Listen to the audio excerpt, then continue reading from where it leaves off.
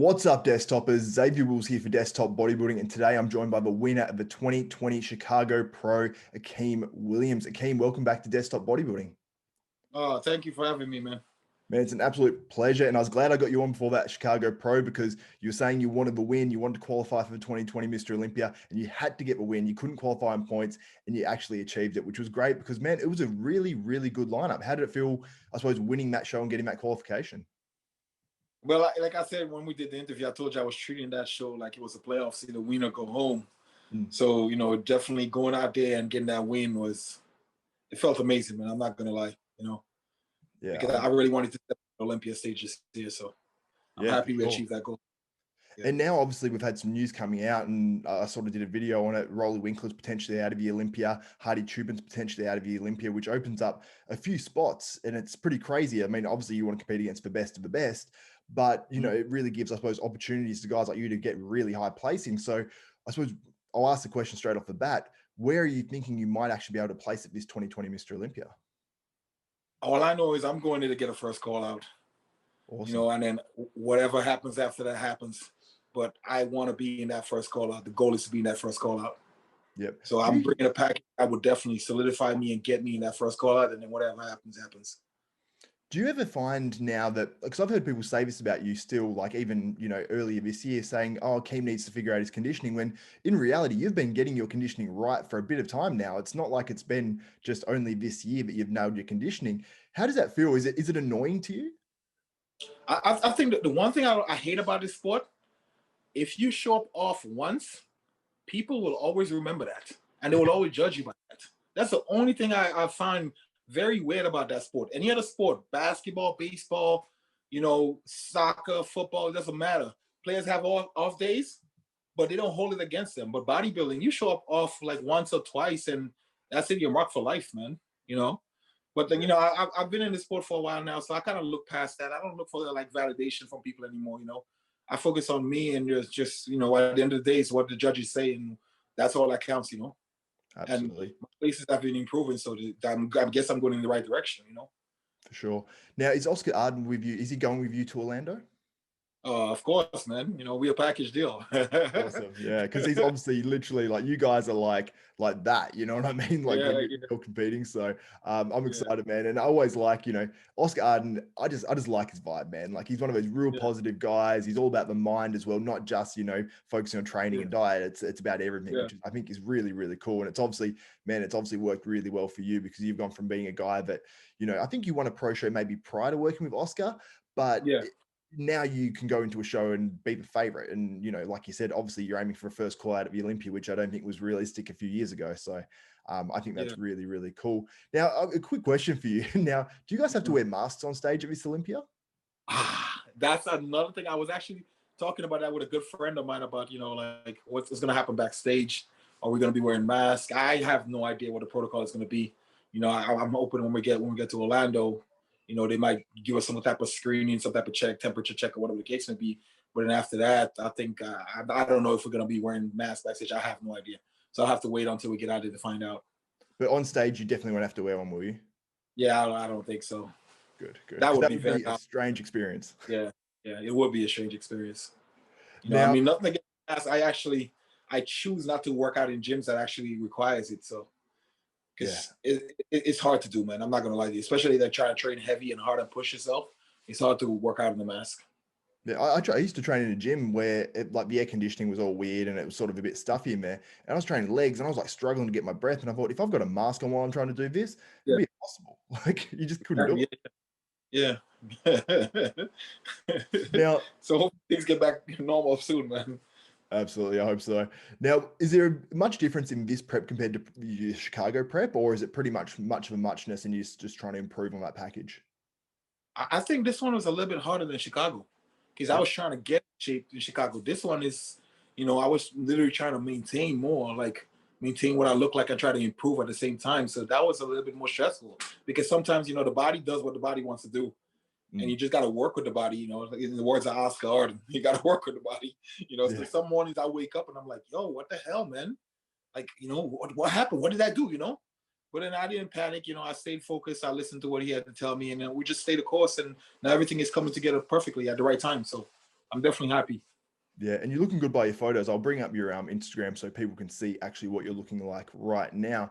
And obviously you're looking enormous as you always do. There's you and Oscar Arden at the top there. And here's some photos. How far out were these ones? 2 weeks, was it? About 2.5 weeks, I think, or 3 weeks. Yeah, like that. I think those are like 3 weeks out. Yeah. Yeah, and you're looking really, really good here as well. Like, you know, it looks like it's something similar to Chicago and just looking really, really big. And it looks like you're going to be in condition once again. I suppose, how excited are you for this Olympia? And are you going to be your best of all time?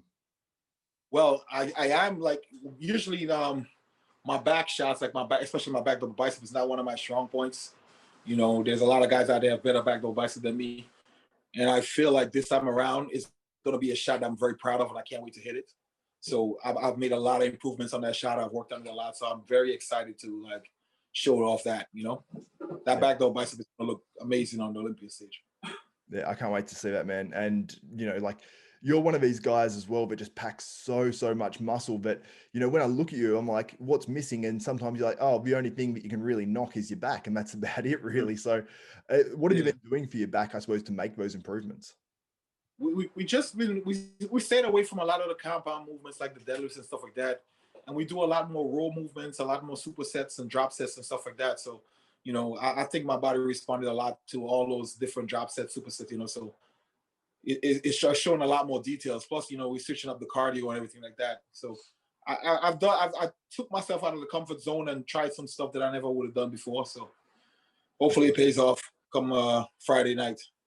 Yep.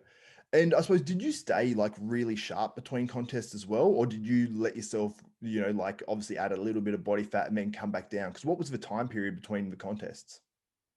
Well, it's about like 8-9 weeks.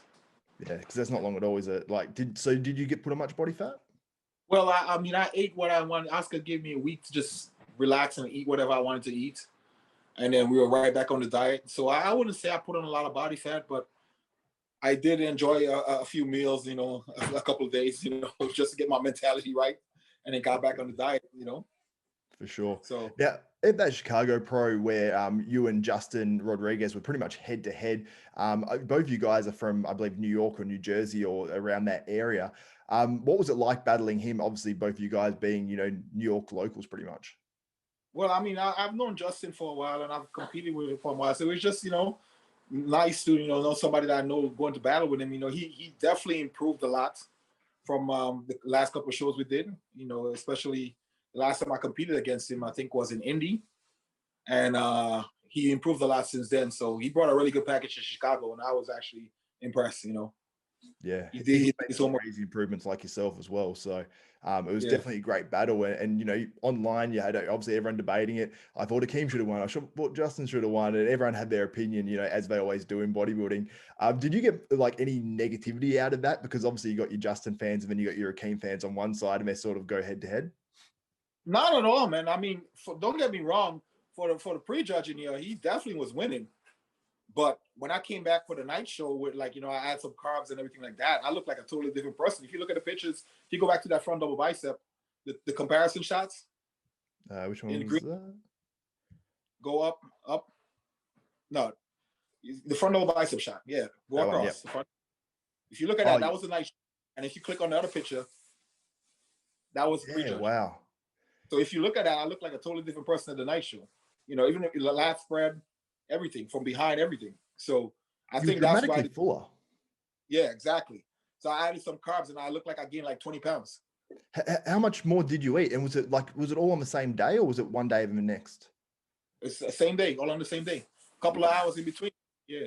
You know, I went into the prejudging with a flatter look, you know, and it obviously hurt me because, you know, once I'm big and full, my muscles pop more.